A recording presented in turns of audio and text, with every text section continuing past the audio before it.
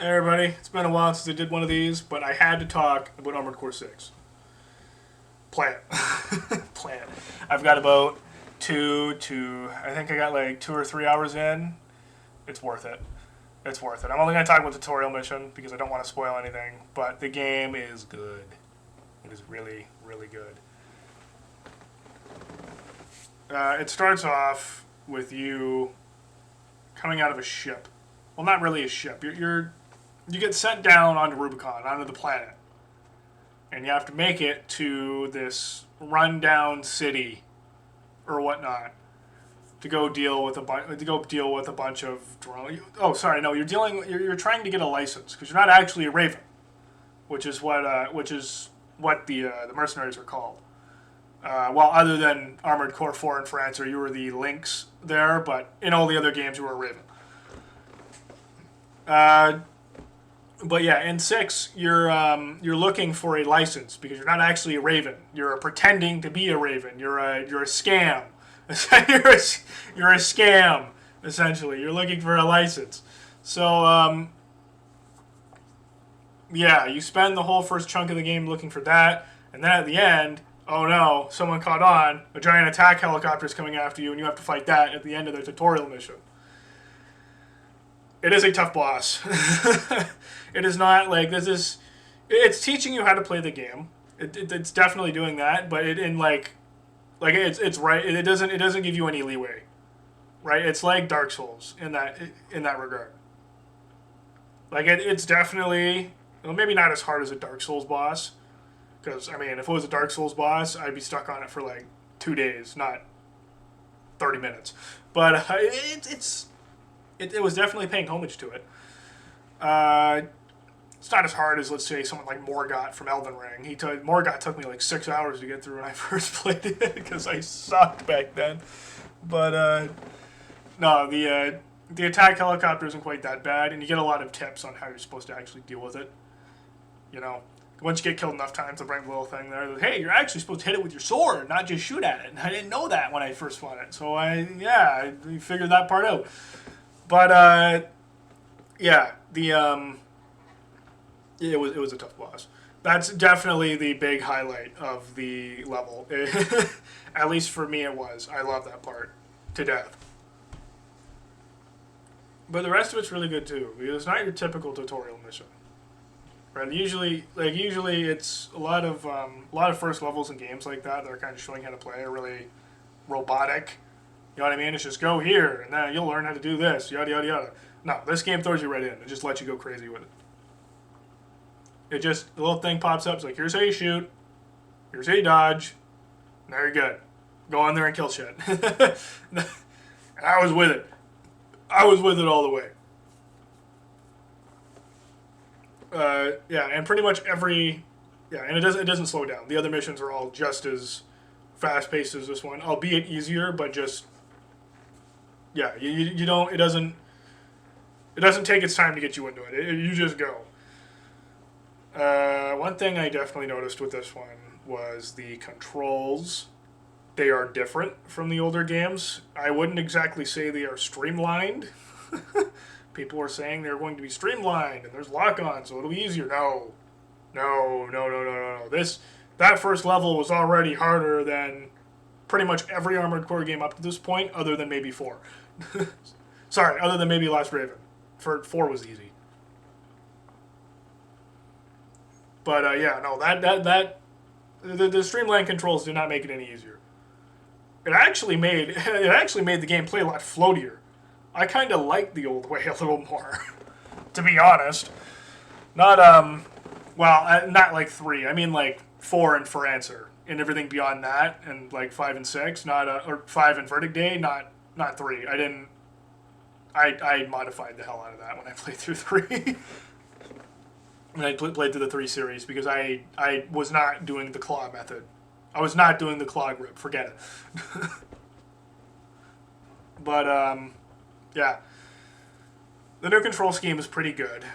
Your main weapon, your primary weapons are the right and left triggers, and your heavy weapons are RB and LB on the Xbox controller. And that works really well. I think that's how it should have been since the beginning. I'm pretty sure you can modify for Armored Core for Answer to play like that. So, I mean, that's cool. It plays like for Answer. Well, not entirely. Sure, that does. But the way you move around, I don't know. Like, it's definitely intuitive. But I don't know. I don't really like the way you turn in this one. Like, it is fast, but I don't know, it just feels so floaty. Right? Like, even when you're flying, it feels very floaty. It's a lot less grounded than the older games, if that makes any sense. Right? And everything just seems too light. I guess I don't know, maybe that's the best way to put it. Maybe that's just because I'm using the basic legs, because I did hear that the different leg pieces do like drastically change how the game plays altogether. So maybe that's just the legs I'm using, but it felt really floaty. It felt really weird, especially compared to the old games. Not that that's necessarily bad. I am with it. I do think it's a lot easier to learn than the older games, but I'm a little iffy on the new control scheme. It is kind of meh. Graphically, I think graphics were probably the biggest disappointment from. Well, I don't know. It doesn't look that bad. There was videos going around when people were looking at the trailers, and they're like, I remember there was one in particular. People are kind of giving a bunch of. There was one video. The guys were giving the guy a bunch of shit over it. He was saying that the game's graphics look outdated and all this other stuff. I don't know. I don't think they're outdated, but like when I watched the trailers, it looked way better than when I got in. That might just be because I'm playing on a Series S instead of like a Series X, right? Like that probably is the reason, because I'm not getting like all the crazy ray tracing and stuff that they're getting up there, or what I would have got if I bought it here on PC. But yeah, that was one thing I kind of noticed off the bat, that like it looks good, but it's not like Elden Ring, right? Like it doesn't look that good, but it's still a nice looking game. Either way, I'm happy with it. You know what I mean? I'm not even going to get into the plot, because I don't even really worry about plot in Armored Core, because the plot, and something I've learned about Armored Core is that the plot will almost always be mid tier, but the rest of the game will be amazing.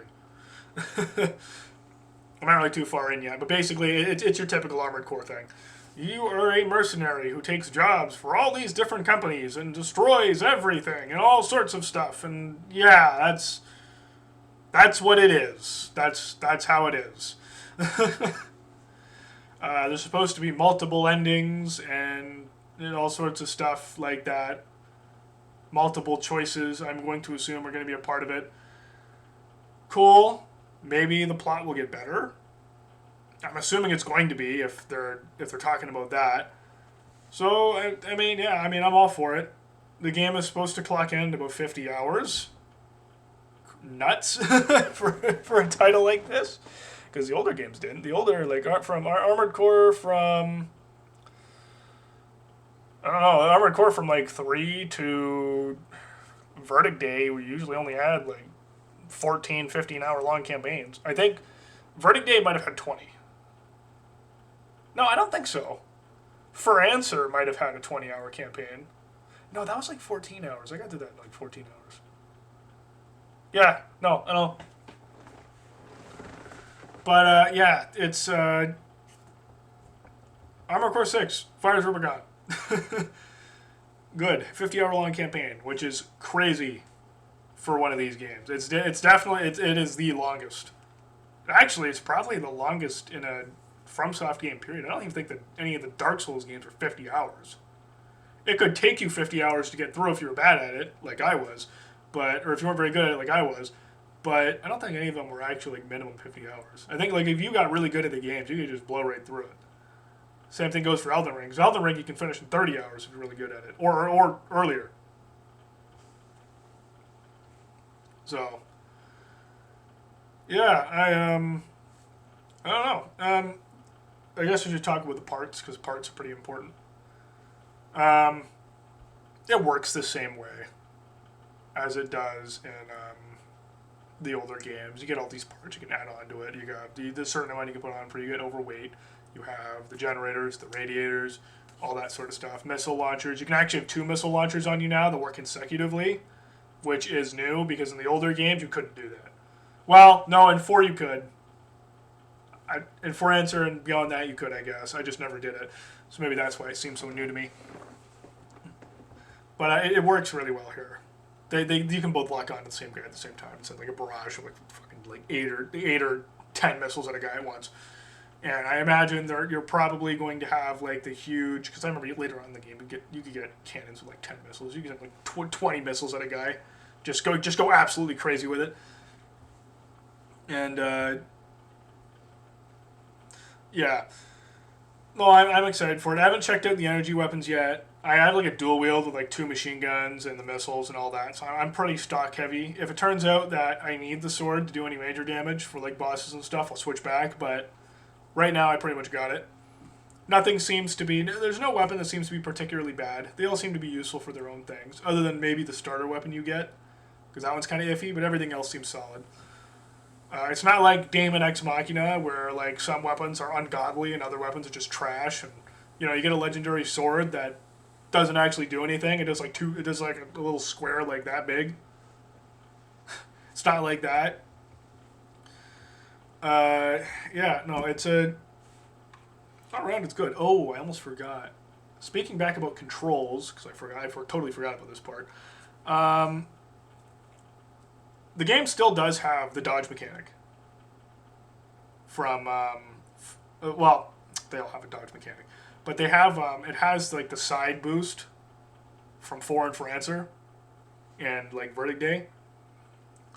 It works pretty well here, and it still has all that. Fast turning's here obviously because of the new streamline controls and everything. Yeah, all in all, it's an improvement. I'd say that's an improvement.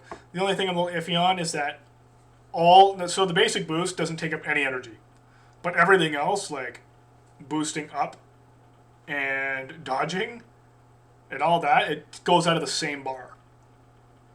So energy is much more important here. You need a godly radiator or like generator. You're gonna have to be pretty stocky, and like going around with a heavy build is like I don't even know how that's gonna work. But I'll figure that out as I go through.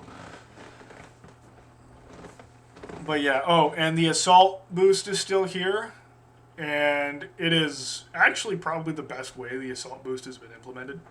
It uses the same bar too, but it actually you can't just spam it, right? Because you have to save your energy for the other stuff.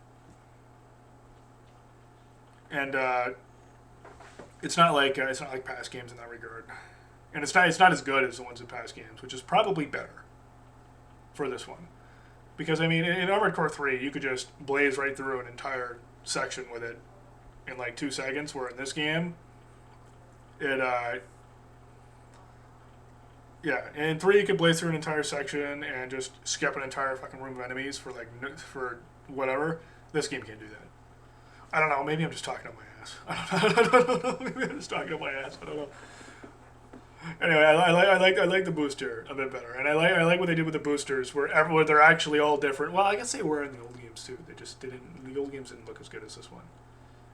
Guys, this game doesn't look as good as like Elden Ring, but it's still well beyond anything else they've made graphically. Still probably one of the better looking games on the Series S, because that's what I'm using around. But, I mean, you have to think about it. They also were making this game fully available on the Xbox One and, like, PS4 consoles as well, so they had to limit it. They had to bring it down. I was already kind of expecting it when I looked at the specs, like, on Steam, and I'm like, oh, yeah, well, okay, so this is going to run like a gem then. It's like Doom 2016's 2016 graphics. Not really. It ended up looking way better than that, but that the specs were the same. Or were pretty similar. But, yeah, no, I don't have anything else to really say about it other than that. I mean, I'm enjoying it. I think it's a really good game. I think thus far, if I was going to give it a rating, I don't really give things. I guess I could start doing it on the channel, but if I was going to give it a rating for like a first impressions, I'll probably do another one of these when I'm done. I love Armored Core, so I'm definitely going to do it. I think if I was going to give this one a rating thus far, I'd probably give it a solid 8. Not quite a 9. I don't think it's hit like 9 out of 10 territory, but I'd definitely say an 8. Right? I can't really go crazy with it because I haven't beat it yet. I'm not far enough in. But I'd say right now for first impressions, a solid 8. A solid 8. It's a good game. Not quite on the same level as For Answer yet, but I feel like it's going to get there. I've seen some of the trailers, some of these bosses, these giant like skyscraper looking things, way bigger than anything in For Answer or any of the older games. So I'm pretty hype. I think this is going to be a good one. I cannot wait to get further into it. I put like every other game on hold. I was doing a hard mode run of Metroid Prime, and I stopped that. Right, I stopped that full stop just so I can go through the rest of this. Well, I don't know full stop. I'll probably still finish it. I should talk about that next. I love that game. But yeah, I think this is pretty much it for Fires of Rubicon, and I think the next thing I'm probably going to talk about, well, other than this when I finish it, is probably Diablo 4, since that's originally what I was going to do before this, but this came out and it was just an absolute gem, so I just wanted to get it out there. But yeah, probably Diablo 4 next, I'm thinking. I got a bunch of clips too of that game. I did a lot in that. But yeah, I guess pretty much it. I have a nice clip here for you as well. My whole little first battle there with the helicopter thing when I finally beat it. It was pretty sick. You can watch me fly around and stumble like an idiot because I was struggling. I was kind of struggling to get used to these new controls, but you know, I'm better at them now. I'm way better at them now. But yeah, when I first started, I was kind of what the it's weird, kind of weird, but yeah, no. All in all, though, 8 out of 10. Good game. Good game thus far. It'll either go up or down by the time I'm done. We'll see. All in all, thanks for watching. Thumbs up and subscribe if you liked it. And buy this game. Buy this game. It is good.